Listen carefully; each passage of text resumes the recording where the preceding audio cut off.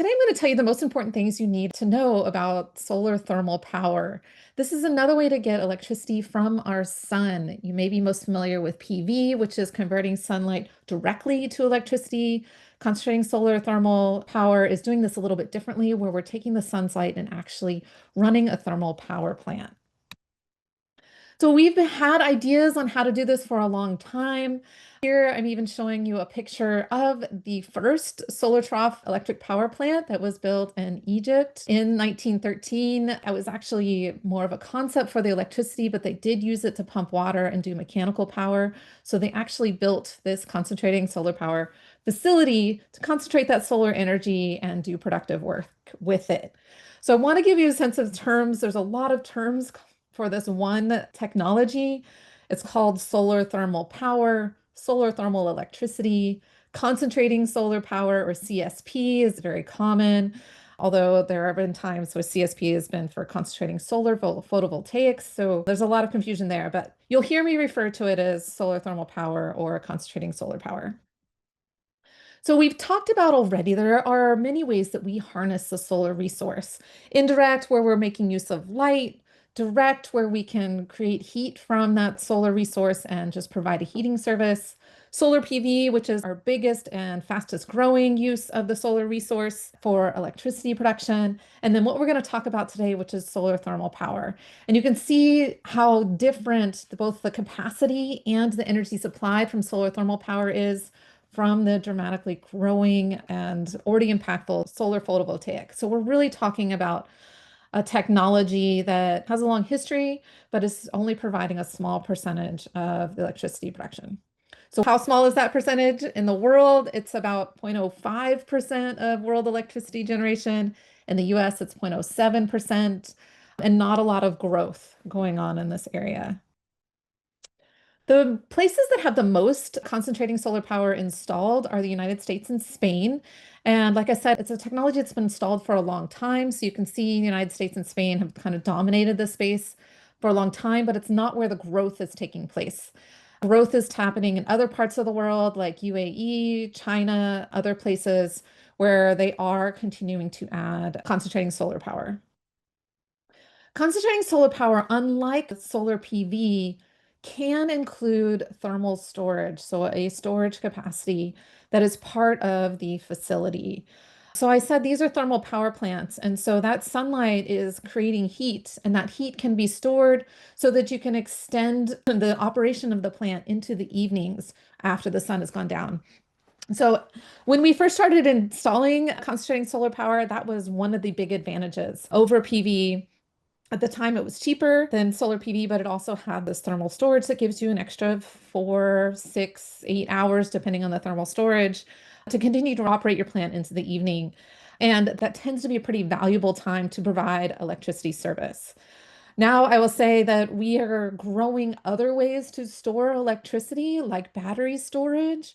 And so this thermal energy storage is less valuable because battery energy storage can be storing electricity from any resource, not just one particular plant.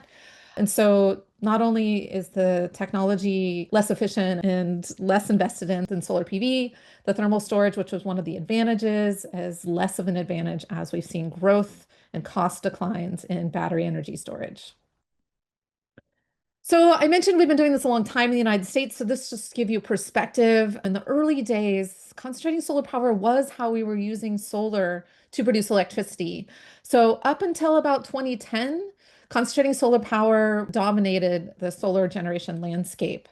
But as costs came down for solar PV, we've really seen the growth. Solar PV has an advantage where it's modular. It's much easier to put it in more places. It takes advantage of diffuse light. All of these things that, as the costs have come down, have really led it to dominate over concentrating solar power. Okay, so how does concentrating solar power work? Just like our other thermal power plants, we're running a steam cycle power plant. We're boiling water to turn a steam turbine, to turn a generator and create electricity. It's just in this case, we're using the sun to do that. We're using the sun to boil water. And to do that, we have to concentrate that solar energy in order to get temperatures high enough where we can boil water. Now, one of the things to think about a thermal power plant, the best place to concentrate solar energy is in a place like the desert, But a thermal power plant needs cooling, and cooling availability, especially by water, is not very available in the desert. And so this is one of the challenges with operating a thermal power plant in the desert. If you don't have water or you don't want to use water, you can do dry cooling, but that's going to lower the efficiency of your thermal power plant. If you think about it, the air is pretty hot in the desert as well.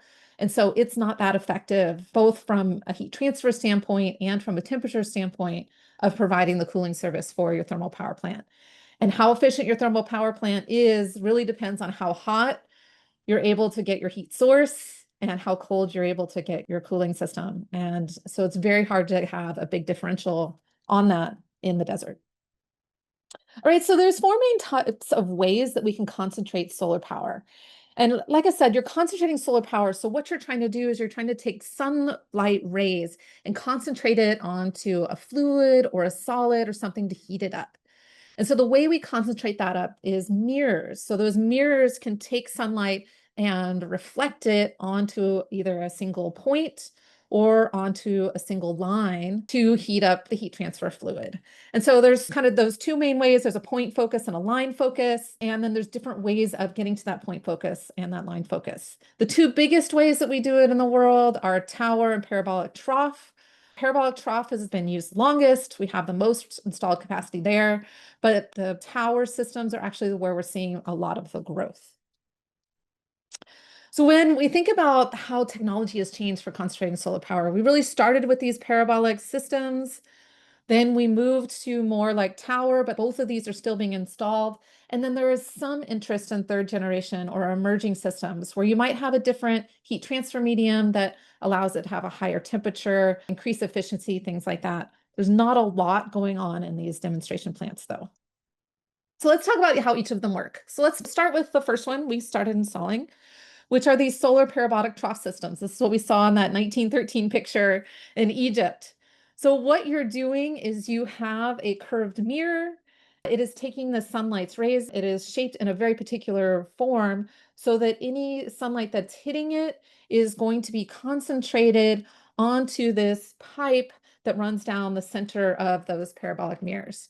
And very importantly, you have to follow the sun with these parabolic mirrors because it's only direct radiation that is going to be collected by hitting the mirrors and bouncing into this pipe. So one major difference to think about between concentrating solar and solar PV, concentrating solar only takes advantage of direct sunlight.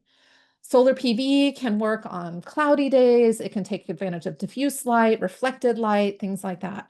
And so it is one of the challenges in terms of location and changes throughout the summer and winter with our concentrating solar power is it only takes advantage of that direct light. Okay, so how does that work? You're collecting that, you're heating up the working fluid in these tubes by this parabolic system that's following the sun throughout the day. It's heating up, it's running through a heat exchanger that's going to heat up that water, deliver steam to the turbine, and generate electricity. So again, it's operating that solar thermal power plant, just using the sun to do it. What do some of these things look like? I like to give you a sense of scale. These are some of the early systems that we installed in California as we were an early adopter of CSP. You can see that they've been mostly decommissioned, but I wanted to give you a sense of scale so you can see somebody standing next to these parabolic mirrors. So this is a very large mirror, a very large system. One of the things to think about with these systems is that it is actually challenging to make mirrors in a curved form like this to really have the right angles to be reflecting that light into the pipe. And so another way we can do that a little bit cheaper is to use straight mirrors, but it tends to not be as efficient. So you'll see a lot of our parabolic systems still use these curved mirrors, but it is one of the big expenses of concentrating solar power is creating those curved mirrors. So I said we can do this also with straight mirrors. This is a different system. Again, you're still concentrating it up on pipe, but now it's a series of flat mirrors instead of a curved mirror. A little cheaper to do this, but there isn't a lot going on in this because it tends to be a little bit less efficient. All right, so our next biggest system, and the one I'm featuring behind me, is this power tower, the point source heating of concentrating solar power. And so although this is a smaller portion of world capacity, it's where we're seeing a lot of growth. And so when this kind of system, you have the power tower, you have a concentrating point that's at the top of that power tower where all of the light is being reflected to. And you use what are called heliostats, which are basically just flat mirrors that are surrounding that power tower that are concentrating that light. And so these mirrors can move two-axis movement throughout the day to continue to concentrate that light up into that single point source. And that is then heating up your fluid. A lot of times it's something like a molten salt, so you can get it very hot. And that molten salt can then generate steam and run your turbine. This type of system, because you're using molten salt oftentimes, can lend itself to that thermal storage because you can have a thermal storage tank that is storing some of that heat for later use and can help run this power plant into the evening hours. So what does that look like? If you're looking at a typical day, you have the sun coming up, you start collecting sunshine as the sun comes up, you collect it all day as the sun goes down. You can see that the power plant output actually starts up later. It does take some time to get to the temperatures that you need to run that steam cycle power plant. So you can see this is, almost a 3-hour period before you actually start up the power plant. And then you're running it. And in this case, it's running, maybe an hour or two after the sun's gone down. So it can continue to operate with that storage. Like I said, that storage can be different sizes. There are different ways to have it operate into the evening. Another thing that we think about with some of these concentrating solar power systems, and including the one behind me, you can also co-power it with something like natural gas. So you think about it, you've put this capital investment into having a solar thermal power plant. You don't want to just run it from, noon to 8 p.m. or something like that, or 6 p.m. or whatever the extended time is. So if you co-generate heat with natural gas, you can continue to operate this power plant even when you don't have solar power generation. Of course, that means that it wouldn't be zero carbon, things like that. So we do see cogeneration in some of our concentrating solar thermal power plants. So here's just an example. Nevada began operating some of these kind of in the late 2010s. You can see that it's able to operate into the night. This does have molten salt energy storage for the technology to run at full scale. And you can see it is providing electricity to Nevada in those evening hours. This is the system I told you about that is behind me. You can see Ivanpah has 3 power towers. It is right next to a utility scale solar PV plant. And so these 3 power towers, you have these heliostats that, again, you can tell it's off in this picture because if it was on, it would be concentrating that solar through these mirrors to that point source. In terms of what's happening in terms of growth, UAE is actually in the process of building the largest CSP power plant in the world. They're building it in stages, so some of it has already been built, and they're continuing to add capacity to it. And you can see for this system, they are using both the parabolic trough systems that we talked about, and they have some power towers. So this is a very, very large facility. They do have some thermal energy storage, which will allow the plant to run throughout the night from this power plant. So some of the things that are challenges is how electricity production differs both seasonally and daily on these concentrating solar power systems. And it's different for towers than it is for troughs. So a tower tends to have a steadier production throughout the year than our trough systems. And if you think about that, it's because our towers have 2 axes. And so those mirrors can really vary between both the seasonal, like where the sun is in the sky for different seasons, and where it is for different days. The trough are set up to go east-west, and they can't adjust for how the sun moves throughout the different seasons.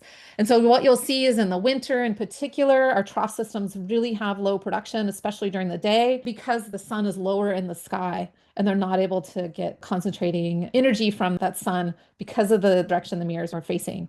They're going to get much higher production in the summer because they're set up for the sun to be high in the sky for that east-west movement of those parabolic systems.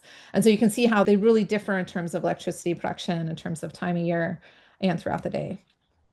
Okay, the final way that We can do concentrating solar power. I say can because these are really just done at demonstration scale. A lot of things that we used to do in the United States have been decommissioned. They're more expensive, they're more efficient, they're very modular, but they don't provide as much electricity per the amount of solar that you're putting on there for the cost. So you can see we can do dishes either with a bunch of flat mirrors, which might be a little bit cheaper, or with curved mirrors. But now you're concentrating it on a point source in the middle. A lot of times you're using something called the Stirling engine, which can generate movement just based on heat to generate your electricity in that system. So I'm kind of just including this for a complete picture of how we can do concentrating solar power. So where can this happen? It's a little bit different looking at the solar resource for concentrating solar power than it is for PV. And that comes back to what I said is that you really need direct sunlight. It doesn't work on cloudy days. It doesn't work very well in the winter in some places. You need direct sunlight, unlike PV that can operate in diffuse sunlight. And so these are going to be our kind of the best places in the world. Closer to the equator, the more likely you are to have a good resource for concentrating solar power. And I just wanted to show you just for the United States how different it is. So this is looking at the solar resource for PV. It's really diverse and actually at cost today, you can kind of do solar PV anywhere in the United States and have it be cost effective. For our concentrating solar resources, you really only have those resources in the Southwest and a lot of our desert areas where you have enough of that direct solar resource, enough of those no cloudy days that you can actually do some power production. So it is a much more limited resource than RPV. So let's talk about some of the environmental benefits and impacts of concentrating solar power. So from a greenhouse gas emission standpoint, if you're just running it on solar, concentrating solar power has no greenhouse gas emissions when operating. If you're co-firing it with natural gas, obviously you're going to have some moderate amount of CO2 emissions. And I do want to mention that, it's just a steam cycle power plant, so it would be less efficient than running natural gas at a combined cycle power plant. So if you're thinking about the opportunity cost of using the natural gas with concentrating solar power versus running a combined cycle power plant, you are getting more emissions per electricity when you are running that natural gas. It also uses water, and that can be significant because you're putting this oftentimes in the desert. So if you're using water for your cooling, that can be a lot of water consumption. You can see CSP down here in terms of water consumption. Much of that is going to be used by the cooling system. Some places like Ivanpah behind me use dry cooling, so they have very little water use, but that impacts their efficiency. And so you're getting less electricity production from the system as well. Land requirements for concentrating solar power are significant. And importantly, that land can't be used for anything else with the CSP plant. This is unlike photovoltaics. So the other way that we use our solar resource for electricity, because you can do those on the built environment, buildings and things like that. We're finding you can put them on lakes. You can even do farming in between the solar PV systems. These are things that you can't do with CSP. It really takes a significant amount of land and it's only for the concentrating solar power. Other environmental impacts we worry about with CSP, habitat destruction with that big land use. So Ivanpah behind me had to relocate a lot more endangered desert tortoises than they thought. So they captured them, they moved them out. They had to put up little fences because the tortoises kept trying to come back into the area. So that was a significant impact. And then with these power towers, we see incineration of birds. And so I'm showing you actually in this picture, these little white spots you see in the sky. Those are birds that have been incinerated. So this light will attract insects. The insects will attract birds. The birds will chase them into this space, and they see quite a few bird deaths from that incineration. So those are major impacts to wildlife from some of our concentrating solar power. We do also see bird injuries colliding with the mirrors. They think it's water and they try to land on it. We see this sometimes with solar PV as well. So that's something, an impact that CSP and solar PV share. Finally, CSP is not cost competitive with a lot of our other resources. So this is just showing the latest numbers that we have. This is unsubsidized, so levelized cost of energy. You can see utility scale solar is much more cost effective. Wind onshore, offshore are more cost effective, natural gas, than our solar thermal. So it really doesn't compete on a cost basis either. So I think you guys got the sense of some of the drivers and barriers. It's renewable, there's no fuel costs, low greenhouse gases, it has storage, but costs, working only in certain locations, high land use, high water use, higher maintenance, and not being able to load follow. These are all challenges with concentrating solar power. So finally, what's happening? It's right now a very small proportion and is having slow growth. So we're seeing some growth, but not a lot. There's only a little bit investment in these kind of third generation types of power plants where they're looking at higher temperature, so using particles instead of molten salt with the potential to be more efficient. But with other low cost options, it's not expected to be a large part of electricity production in the future. Okay, so if you want to know more, check out our solar lecture. If you want to just know more about energy, check out our energy spotlight.